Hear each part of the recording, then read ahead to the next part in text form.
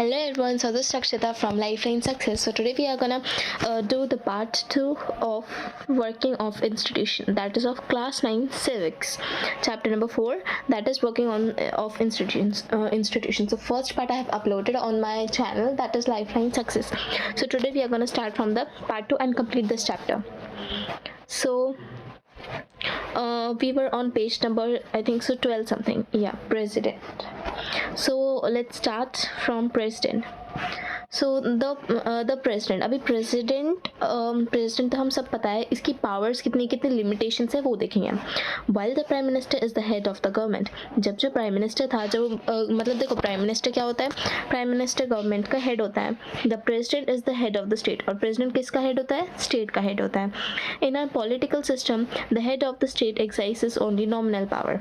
अभी हमारा मतलब पॉलिटिकल सिस्टम, अभी यहाँ का पॉलिटिकल सिस्टम क्या है, मतलब यहाँ पे सिस्टम हमारे ये बताता है कि जो प्रेसिडेंट है वो उसके पास सिर्फ नॉमिनल पावर्स हैं. नॉमिनल मतलब सिर्फ नाम की पावर्स हैं. The president of India is like the queen of Britain whose functions are to large extent ceremonial. मतलब जो प्रेसिडेंट है इंडिया का वो किसके जैसा है, वो है क्वीन ऑफ ब्रिटेन के जैसा. एक minute, I shell change my colour, ये वाला. मतलब जो प्रेसिडेंट है वो किसके जैसा है, क्वीन ऑफ ब्रिटेन के जैसा है. सो यहाँ पे हम बताया है कि और मतलब अभी क्वीन ऑफ ब्रिटेन के जैसा कैसे है, क्योंकि उनके पास बहुत ज़्यादा लार्ज एक्सटेंट है, मतलब फंक्शंस बहुत सारे हैं वहाँ पे. एंड यहाँ पे हमें ये भी बताया गया है कि the president supervises overall functioning of all the political institution of the country so that they operate in harmony to achieve the objectives of the state. मतलब जो प्रेसिडेंट है वो क्या करता है, मतलब जितने भी पॉलिटिकल इंस्टीट्यूशन है उन सब पे ध्यान रखता है, उन सब पे देखता है कि कौन अपना फंक्शन अच्छे से कर रहा है और कौन नहीं कर रहा है हमारी कंट्री में, कि अगर जो नहीं कर रहा है उसको अच्छे से गाइड करना और जो कर रहा है उसी पे नज़र रखना. फिर यहाँ पे सो दैट अभी क्यों करते हैं ऐसा फंक्शनिंग, मतलब क्यों ओवरऑल देखते हैं, so that the operate in harmony to achieve the objectives in the state, ताकि जो हार्मनी पीस है वो अच्छे से रहे और जो मतलब सारे जो ऑब्जेक्टिव्स है वो अच्छे से हो जाए. अभी यहाँ पे मतलब जैसे आप ये फ़ोटो में देख सकते हो, ये एक मिनट, ये रामनाथ कोविंद है हमारे इंडिया के प्रेसिडेंट, और ये श्री नरेंद्र सिंह मोदी है, श्री नरेंद्र मोदी. तो यहाँ पे पिक्चर में यही दिखाया गया है कि मतलब यहाँ पे ये लोग ओथ ले रहे हैं, they are taking oath here. So next, the president is not elected directly by the people. अब प्रेसिडेंट को पीपल इलेक्ट नहीं करते, डायरेक्टली पीपल उनके लिए वोट्स नहीं होती है. The elected members of parliament मतलब MPs and the elected members of legislative assemblies means MLAs elect her. अब यहाँ पे हर दिया है जो हर नहीं देना चाहिए. सो यहाँ पे हम बताया गया है कि अभी प्रेसिडेंट को इलेक्ट कौन करते हैं, मेंबर्स ऑफ पार्लियामेंट, जिसका फुल फॉर्म है MP. सो MP और जो elected members of legislative assemblies मतलब MLAs. अब यहाँ पे हम बताए मतलब कौन करता है उनको इलेक्ट, MPs करते हैं, नहीं तो MLAs करते हैं, MPs एंड MLAs.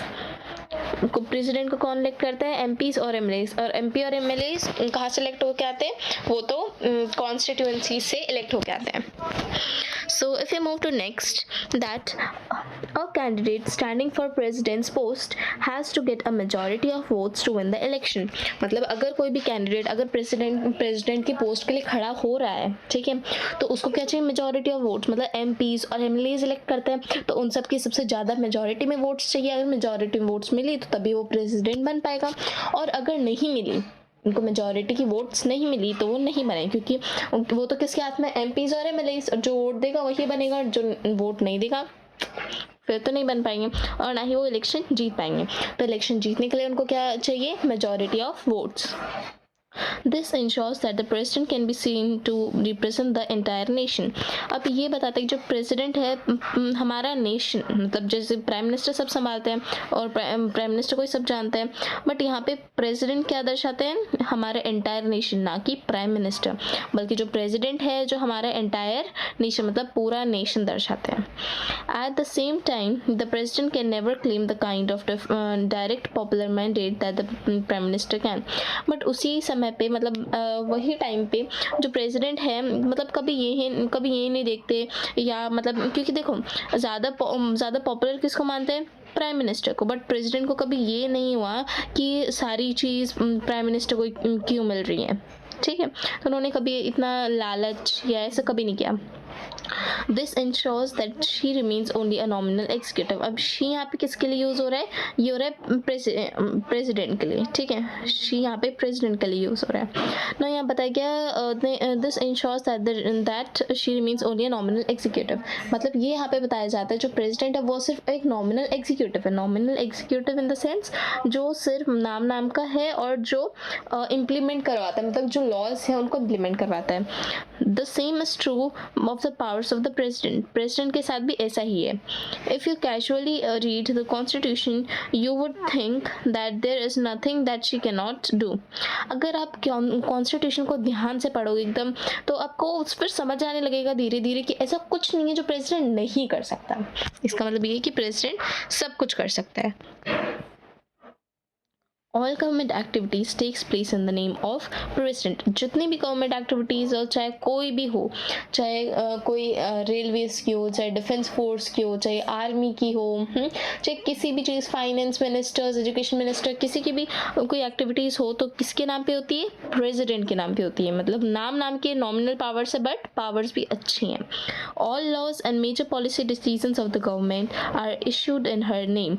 मतलब जितने भी लॉज होते हैं, मतलब जितने भी लॉ बनाए जाते हैं, इम्प्लीमेंट किए जाते हैं, कोई भी पॉलिसीज़ बनाई जाती हैं गवर्नमेंट की तरफ से, तो इनको किसके थ्रू इशू होती है, प्रेसिडेंट के नेम में, ठीक है। प्रेसिडेंट के नेम के हिसाब से वो मतलब ये इशू की जाती है। All major appointments are made in the name of president. और जितनी भी ज़्यादा से ज़्यादा मेजर अपॉइंटमेंट्स हैं, ठीक है, अपॉइंटमेंट्स या फिर कोई जो जैसे हम बोल सकते हैं फॉरेन ट्रीटी, जैसे कोई दूसरी कंट्री से, जैसे अभी इंडिया को यूएसए से क्या है, मतलब अगर कोई ट्रीटी साइन करवानी है, ठीक है, कोई पॉलिसी लेनी है या ट्रीटी साइन करवानी, तो वो भी किसके नाम पे होगा, वो भी होगा प्रेसिडेंट के, वो प्रेसिडेंट के नाम होगा सब कुछ, ठीक है। किसके नाम पे होगा वो ट्रीटी साइन भी प्रेसिडेंट ही करेगा, और किसके नाम पे होगा, वो भी प्रेसिडेंट के नाम पे। अभी सारी अपॉइंटमेंट तो प्रेसिडेंट के नाम होगी। अब इसमें अपॉइंटमेंट कैसी आती है, these include the appointments of. अभी अपॉइंटमेंट्स देखते कौन कौन सी है।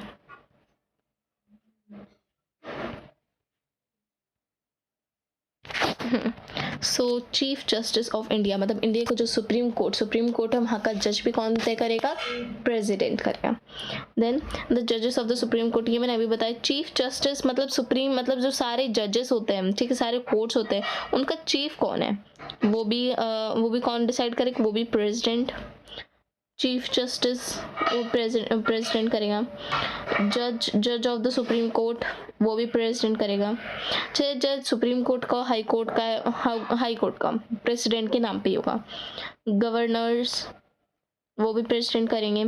इलेक्शन कमिश्नर, तो ये सबसे मेन मुद्दा आता है, ये भी प्रेसिडेंट के नाम पे ही होते हैं। Ambassadors to other countries, ambassadors मतलब जैसे मैंने अभी आपको बताया, जो दूसरी कंट्री से कुछ भी लेन देन होगा तो कौन करेगा, that will be on the name of president. यहाँ पे उनके पास नॉमिनल पावर्स। अब नॉमिनल पावर्स का मतलब यही है, ठीक है, नॉमिनल पावर का मतलब ये है जो नाम, उनके नाम पे सब चीज़ हो। यहाँ पे और भी हमें उनकी पावर्स के बारे में बताया गया। अगर पावर्स पे क्वेश्चन आए तो आपको ये सब लिखना है कि उनके अपॉइंटमेंट्स, उनके लॉज, मेजर पॉलिसी, सब कुछ उनके नाम पे होता है, मतलब और उनके पास मतलब नॉमिनल पावर्स भी हैं। All international treaties and agreements are made in the name of the president. चाहे कोई भी इंटरनेशनल, मतलब बाहर की कोई ट्रीटी भी हो रही है, कोई पॉलिसी भी साइन हो रही है, फिर कुछ एग्रीमेंट हो रहा है, तो वो भी किसके नाम पे होगा, प्रेसिडेंट के नाम पे होगा। The president is the supreme commander of the defence forces of India. हाँ, अभी ये एक मार्क का क्वेश्चन में आ सकता है, who is the supreme commander of defence force of India. एक minute,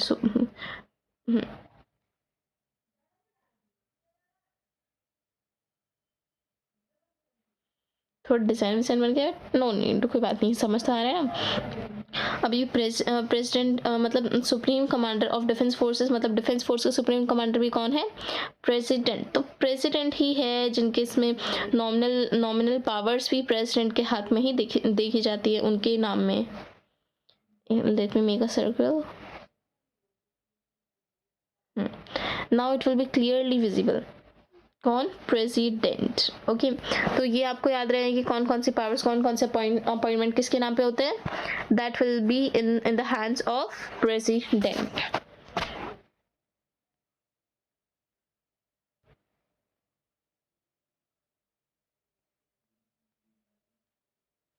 So if we move next, that is, but we should remember that the president exercises all these powers only on the advice of council of minister. But हमें ये ध्यान में रखना चाहिए कि जो president है वो सारी पावर्स तो एक्सरसाइज करते हैं, ठीक है, सारी पावर्स करते हैं, बट किसके एडवाइस पे? सिर्फ काउंसिल ऑफ मिनिस्टर्स के एडवाइस पे. Then the president can ask the council of minister to reconsider its advice. मतलब प्रेसिडेंट ही क्या है, मतलब मिनिस्टर्स को पूछता है, उनकी सलाह लेता है.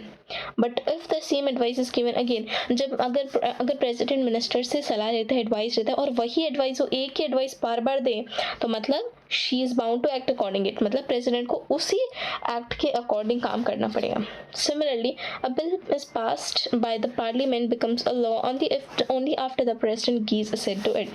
और देखो यहाँ पे उसके पास, प्रेसिडेंट के पास इतनी पावर है, अगर उनको कोई बिल भी पास करना है पार्लियामेंट को, ठीक है, अगर पार्लियामेंट को कोई बिल पास करना है, वो बिल पास करके लॉ बनाना है, तो भी किसकी सहमति लगेगी? प्रेसिडेंट की. जब तक प्रेसिडेंट नहीं मानेगा तब तक तो वो लॉ नहीं बन पाएगा. If the president wants, she can delay this for some time. अगर प्रेसिडेंट चाहते हैं तो वो इसको थोड़ा डिले कर सकते, थोड़ा लेट कर सकते हैं, and send the bill back to the parliament for consideration. अगर प्रेसिडेंट को बिल पसंद नहीं आया या फिर उसमें कुछ कॉम्प्लिकेशंस लगी, तो वो ये बिल को वापस पार्लियामेंट को भेज सकते हैं रिकंसिडरेशन के लिए, मतलब मॉडिफिकेशन या कुछ चेंजेस वगैरह के लिए. But if parliament passes the bill again, अगर पार्लियामेंट मतलब एक बार बिल पार्लियामेंट ने किसको दिए? प्रेसिडेंट को. अगर प्रेसिडेंट को पसंद नहीं आया और उन्होंने फिर से बिल वापस दिया रिकंसिडरेशन के लिए, पर फिर भी जो पार्लियामेंट है उसने बिल फिर से पास किया, देन फिर she has to sign it. अगर जब फिर से अगर दूसरी बार पार्लियामेंट ने फिर से बिल पास किया, तो तब इस बार प्रेसिडेंट को बिल मतलब लॉ बनाना ही पड़ता है. So you may wonder what does the president really do? अभी आप ये सोचो कि प्रेसिडेंट असली में क्या करता है? Can she do anything on her own at all? अब जैसे मैंने बताया, वो काउंसिल ऑफ मिनिस्टर्स सलाह लेता है, पार्लियामेंट ने अगर फिर से पास किया तो फिर उसको साइन करना पड़ता है, तो ये तो दूसरों के हिसाब से हुआ. क्यों? मतलब क्या प्रेसिडेंट खुद से भी कुछ कर सकते हैं? There is one very important thing she should do on her own. एक बहुत important चीज़ है जो वो खुद करते हैं. वो क्या है? Appoints the prime minister. Prime minister को वो खुद appoint करते हैं. When a party or coalition of parties secures a clear majority in the elections, the president has to appoint the leader of the majority party or the coalition that enjoys majority support in the Lok Sabha. It is saying that when a party or coalition of parties secures a clear majority, अगर कोई भी party majority में आती है तो फिर तो president का काम क्या है? अगर कोई भी पार्टी मेजॉरिटी में आएगी तो उस पार्टी के लीडर को प्राइम मिनिस्टर बना दिया जाएगा.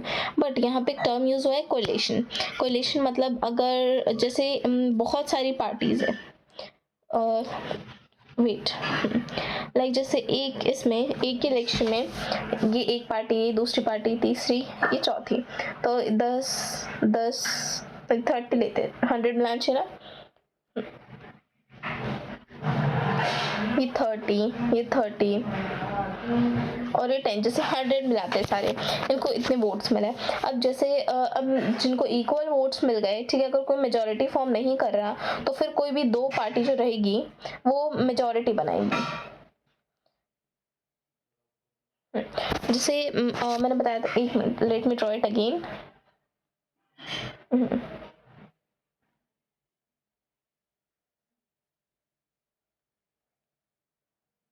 एक पार्टी और ये एक पार्टी, जिसमें इनको 30 वोट्स मिले, इनको भी 30 वोट्स मिले, इनको भी 30, और इसको 10 वोट्स मिले.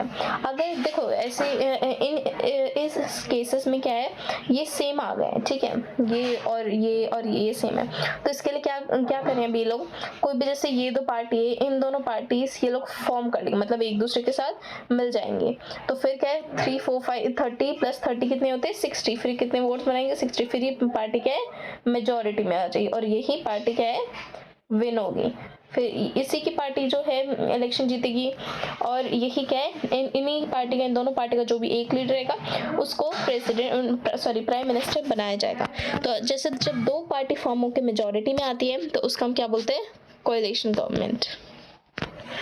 सो let me change again my colour.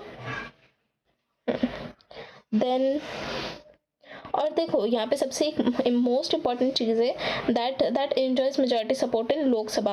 अभी मेजॉरिटी पे आ गए वो ठीक है, बट ज़्यादा सपोर्ट लोकसभा का होना चाहिए, क्योंकि लोकसभा के पास मैंने बताया था ज़्यादा पावर होती है, मोर पावर देन, एक मिनट ये एम है, more power than Rajya Sabha. Then when no party or coalition gets majority in the Lok Sabha, the president exercises his discretion। मतलब अगर कोई भी पार्टी या फिर कोalition भी अगर उनको majority नहीं मिलती लोकसभा में तो फिर president को फिर से discretion करना पड़ता है, exercise her discretion। Then the president appoints a leader who in her opinion can muster majority support in the Lok Sabha। अब president का एक leader appoint करता है जो मतलब लोकसभा ने जिसको majority दी है उस पार्टी का जो लीडर है उसका पॉइंट कौन करता है, president. And in such a case, the president can ask the newly appointed prime minister to prove majority support in the Lok Sabha within a specified time। मतलब ऐसे केस में जो प्रेसिडेंट होता है वो प्राइम मिनिस्टर को पूछता है, प्रेसिडेंट क्या है, फिर प्राइम मिनिस्टर को पूछता है कि can ask the newly appointed prime minister to prove majority, कि वो अपनी मेजॉरिटी जो उनका सपोर्ट है वो प्रूव करके दिखाए कि वो प्राइम मिनिस्टर बनने के लायक है, तो फिर वो प्रूव कर सकते हैं। ठीक है, हमने लेजिस्लेटिव के बारे में पढ़ लिया, एग्जीक्यूटिव के बारे में पढ़ लिया। जो थर्ड है हमारा, थर्ड क्या है, judiciary.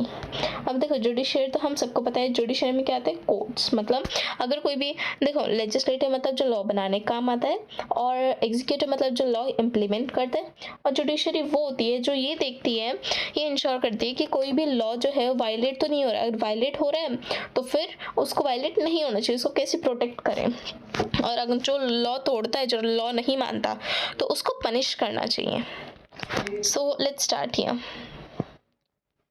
Let us return one final time to the story of office memorandum that we started with। अब जो हमने स्टार्ट की थी ऑफिस मेमोरेंडम की स्टोरी, मतलब मंडल कमीशन जो बीपी मंडल ने लीड किया था, ठीक है, तो उसमें क्या होता है 25% वैकेंसीज जो है वो SC/BC कास्ट के लिए रिजर्व कर दी थी। तो अभी उसमें क्या है, this time let us not recall the story. अभी मैंने पूरी स्टोरी बता दी, रिकॉल कर दी, अब यहाँ बोला जा रहा है कि रिकॉल नहीं करते हैं, चलो कोई बात नहीं, but imagine how different the story could have been. अब एक बार इमेजिन करो, यहाँ पे वो स्टोरी को एक दूसरे वे से लिया गया है, वो भी देख लेते हैं। Remember the story came to satisfactory end because the supreme court give a verdict. अभी जो स्टोरी एक अच्छे से सेटिस्फैक्ट्री, मतलब एकदम हैप्पी एंडिंग है उसमें। अभी सुप्रीम कोर्ट ने एक वर्डिक्ट दिया, that was accepted by everyone. अभी सुप्रीम कोर्ट ने एक वर्डिक्ट मतलब कोई दूसरा ओपिनियन दिया, कोई दूसरा डिसीजन सुनाया जो सबने एक्सेप्ट किया। Imagine what would happen in the following situation. तो फिर क्या होता, अभी यहाँ पे सिचुएशन भी दी है, if there was nothing like a supreme court in the country. अगर कंट्री में सुप्रीम कोर्ट जैसा कुछ नहीं होता फिर क्या होता वो स्टोरी में, फिर तो ऐसे वाद विवाद डिस्प्यूट चलते रहते, लड़ाई झगड़े वही चलते रहते कि मंडल कमीशन को लॉ बनाना है या नहीं बनाना है। अगर सुप्रीम कोर्ट नहीं होती, सुप्रीम कोर्ट नहीं होती तो उस फाइनल डिसीजन तो कोई ले ही नहीं पाता। Even if there was a supreme court, if it has no powers to जज एक्शंस ऑफ द गवर्नमेंट। अगर सुप्रीम कोर्ट होती भी, ठीक है, पहले इस सिचुएशन में तो माननी नहीं होती, और दूसरे माना होती है अगर, और उसके पास पावर्स नहीं है कि गवर्नमेंट के एक्शंस को दबाने के लिए, मतलब गवर्नमेंट जो बोल रही है उनको वही करना पड़े, उनके पास कोई पावर्स नहीं है, तो फिर तो कोई काम की ही नहीं सुप्रीम कोर्ट, है ना। और थर्ड सिचुएशन है, even if it had the power, अगर उसके पास पावर है, if no one trusted the supreme court to give a fair verdict. और अगर कोई सुप्रीम कोर्ट पे कोई ट्रस्ट ही नहीं करता कि ये सही जजमेंट ले रहे हैं कि नहीं, ठीक है, अगर कोई ट्रस्ट ही नहीं करता तो फिर भी कोई फायदा नहीं। तो इन सिचुएशंस में क्या होता। और एक लास्ट सिचुएशन और दी है, even if it give a fair judgement. चलो अगर फेयर जजमेंट दे भी देती, if those who appealed against the government order did not accept the judgment। मतलब एक बार जब अगर फिर जजमेंट दे भी दिया और जो अपील करे गवर्नमेंट ऑर्डर है उसके खिलाफ, तो डिड नॉट एक्सेप्ट जजमेंट, वो तो ये जजमेंट को एक्सेप्ट करेंगे ही नहीं ना, जो गवर्नमेंट ऑर्डर के अगेंस्ट में है। और जब सुन ली जज ने, लॉ पास कर दिया, और जो उसके अगेंस्ट में उनका क्या, वो तो एक्सेप्ट नहीं कर पाएंगे ना इनको।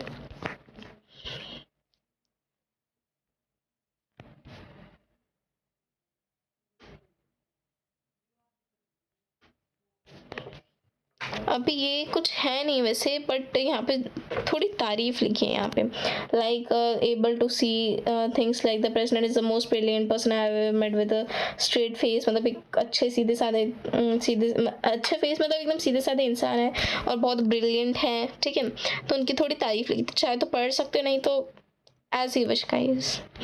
Then this is why an independent and powerful judiciary is considered essential for democracies. अब यही इसका रीज़न है। अभी जुडिशरी मतलब कोर्ट जो है, जुडिशरी जो इंडिपेंडेंट है और ऊपर से पावरफुल भी है, इसलिए डेमोक्रेसीज में क्या है, इसकी बात मानी जाती है। All the courts are different levels in the country put together are called the judiciary. अगर सारे कोर्ट्स कंट्री के जितने भी सुप्रीम कोर्ट हो, हाई कोर्ट हो, डिस्ट्रिक्ट कोर्ट हो, लोकल कोर्ट हो, सारे कोर्ट जो है जब मतलब अलग अलग लेवल पे काम करते हैं, ठीक है, अलग अलग लेवल पे काम करते हैं, तो उन उसको हम क्या बोलते हैं, जुडिशरी बोलते हैं। The Indian judiciary consist of a supreme court for the entire nation, high court in the state, district court and courts at the level, local level. देखो जैसे मैंने आपको बताया था, और जैसे कि हम सबको पता है यहाँ पे कि जो सुप्रीम कोर्ट है पूरे नेशन के लिए, ठीक है, फिर हाई कोर्ट है सिर्फ स्टेट्स के लिए, और डिस्ट्रिक्ट कोर्ट और जो लोकल लेवल पे कोर्ट्स है, तो डिस्ट्रिक्ट और लोकल लेवल पे काम करता है, डिस्ट्रिक्ट और लोकल कोर्ट्स लोकल लेवल पे। और सुप्रीम कोर्ट मतलब पूरे इंडिया में सिर्फ एक है। हाई कोर्ट स्टेट वाइज है, हर स्टेट में एक हाई कोर्ट है, डिस्ट्रिक्ट लेवल डिस्ट्रिक्ट के बेसिस में। Then India has an integrated judiciary, integrated judiciary है इंडिया में।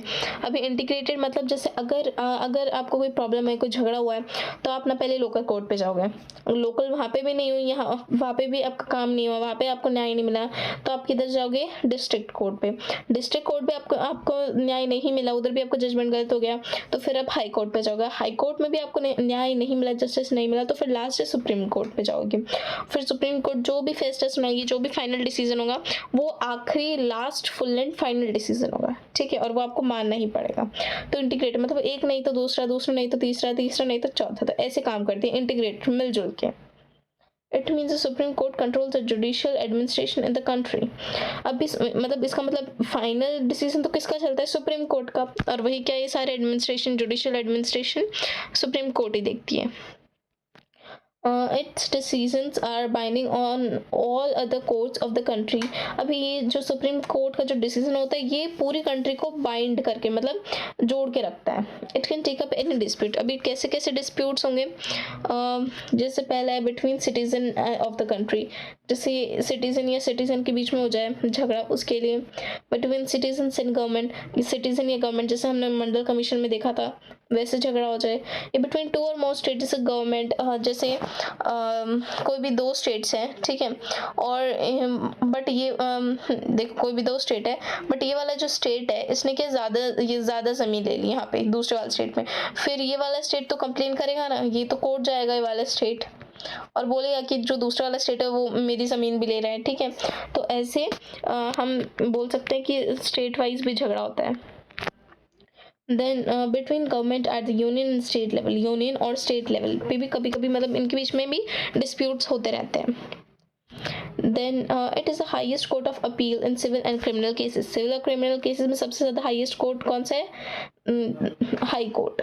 It can hear appeals against the decision of the high court, मतलब वो मतलब सुन भी सकता है, it can hear appeal against, मतलब सॉरी यहाँ बात करें, सबसे हाईएस्ट कोर्ट सुप्रीम कोर्ट होता है, सबसे हाईएस्ट कोर्ट सुप्रीम कोर्ट है, और वहाँ पे क्रिमिनल सिविल केसेस सारे केसेस सॉल्व होते हैं। और अगर हाई कोर्ट ने जो डिसीजन लिया है और उसके अपोजिट क्या है, सुप्रीम कोर्ट ने डिसीजन लिया, तो मानना किसका पड़ेगा, सुप्रीम कोर्ट का।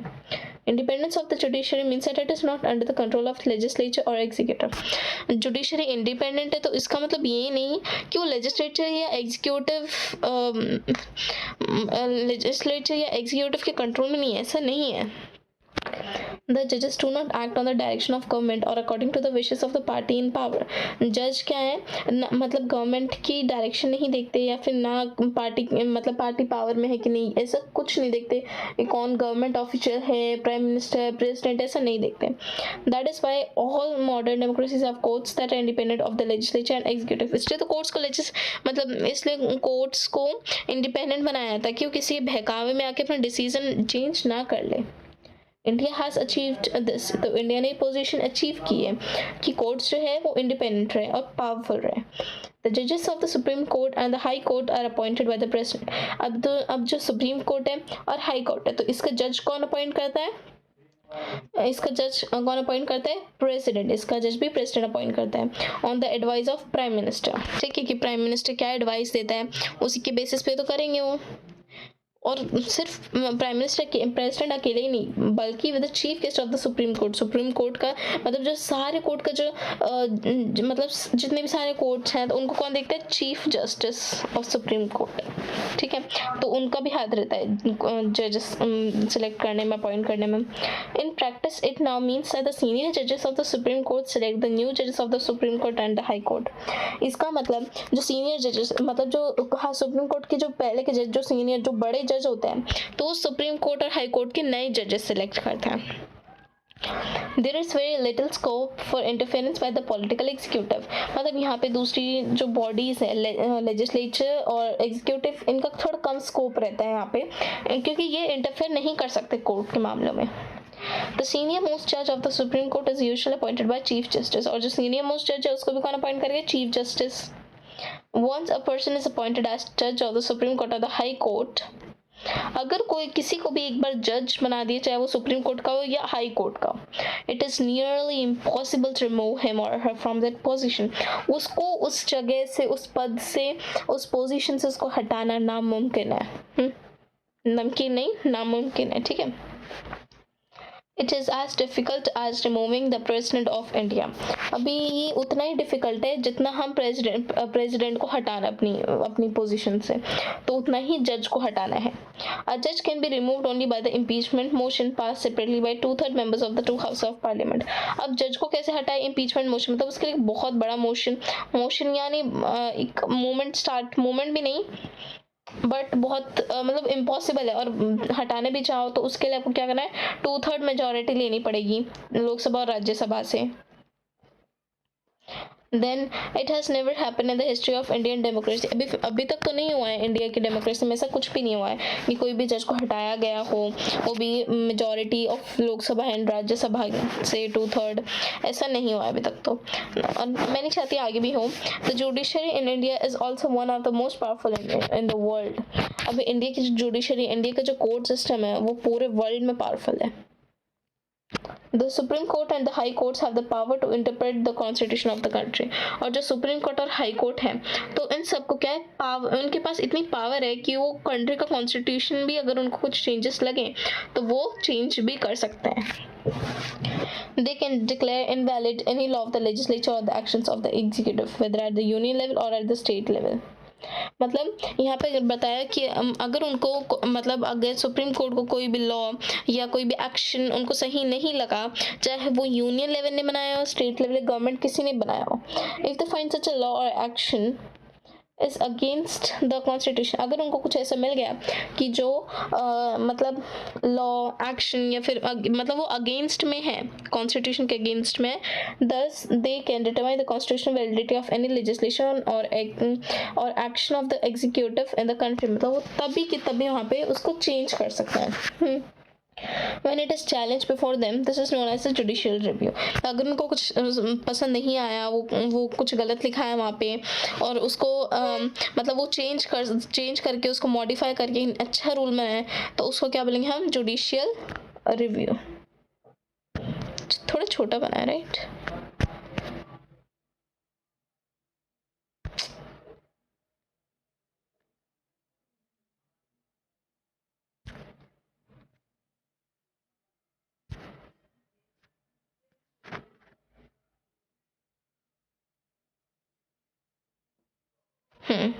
अभी जुडिशियल रिव्यू लग रहा है। The supreme court of the India has also ruled that the core of basic principles of the constitution can not be change bye the parliament. मतलब जो इंडिया का सुप्रीम कोर्ट है उसने जितना भी रूल किया है प्रिंसिपल्स कॉन्स्टिट्यूशन के वगैरह सब कुछ देखे कि वो चेंज ना हो पाए, can not be change by parliament, parliament उनको चेंज ना कर पाए, तो इसके हिसाब से क्या है वो सुप्रीम कोर्ट देखता है सब, उसी को तो जुडिशियल रिव्यू कहते हैं।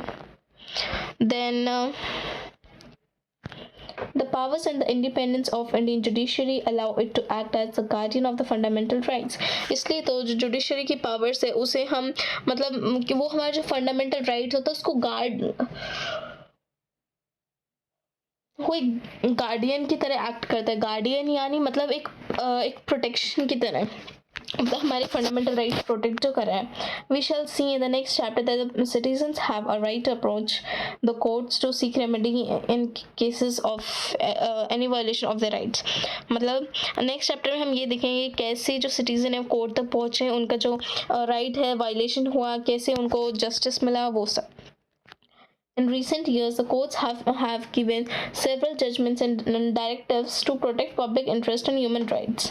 जो मतलब पिछले साल में हमने देखा जो कोर्ट्स जो थे उन्होंने बहुत सारी जजमेंट्स दी थी, अलग अलग केसेस में जजमेंट दी थी ताकि वो पब्लिक इंटरेस्ट और ह्यूमन के जो फंडामेंटल राइट्स हैं उनको प्रोटेक्ट कर सकें। Anyone can approach the court if the public interest is hurt by the action of government. अगर किसी और का भी किसी दूसरे का भी पब्लिक इंटरेस्ट हर्ट हुआ है तो कोई दूसरा भी उसके बदले कोर्ट में जाके अप्रोच कर सकता है, और इसी को हम क्या बोलते हैं, this is called public interest litigation. ये हमने पिछले साल पढ़ा था जिसको बोलते हैं PIL, मतलब public interest litigation. The courts intervene to prevent the misuse of the government's power to make decision. मतलब जो कोर्ट है वो क्या करते हैं, कभी कभी गवर्नमेंट की जो पावर है वो गवर्नमेंट अपनी पावर मिसयूज करने लगती है, तो अपनी पावर मिसयूज ना करे वो सब कौन देखता है, वो सब कोर्ट देखते हैं, जुडिशरी देखती है।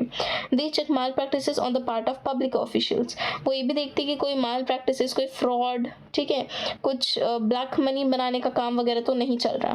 That is why the judiciary enjoys a high level of confidence among the people। इसलिए क्या है जुडिशरी को क्या है मतलब बहुत ज़्यादा मतलब लोगों को बहुत कॉन्फिडेंस है उस पे, जुडिशरी पे, क्योंकि वो एकदम सही और करेक्ट डिसीजन लेती है। So here we have completed this chapter. These are the glossary if you can read, so you can। Coalition government मैंने बता दी, एग्जीक्यूटिव जो लॉ इम्प्लीमेंट करते हैं गवर्नमेंट पता है, जुडिशरी कोर्ट लेजिस्लेचर जो लॉ बनाते हैं ऑफिस मेमोरेंडम बता दिए मैंने आपको, मंडल कमीशन पॉलिटिकल इंस्टीट्यूशंस ये सब बता दिए मैंने, रिजर्वेशन रिजर्व होनी स्टेट, ये सब everything I have told you। So here we have finished this chapter, so this is the part 2, this is a part 2 of this chapter। So thank you so much for watching this video, and please don't forget to like, share and subscribe this video, and if you like this video so please comment also। So bye guys, I will meet you again, I think so, in the next video of history, because we have completed economics, civics and geography also। So I will meet you again in the history video, so please take care guys, bye guys।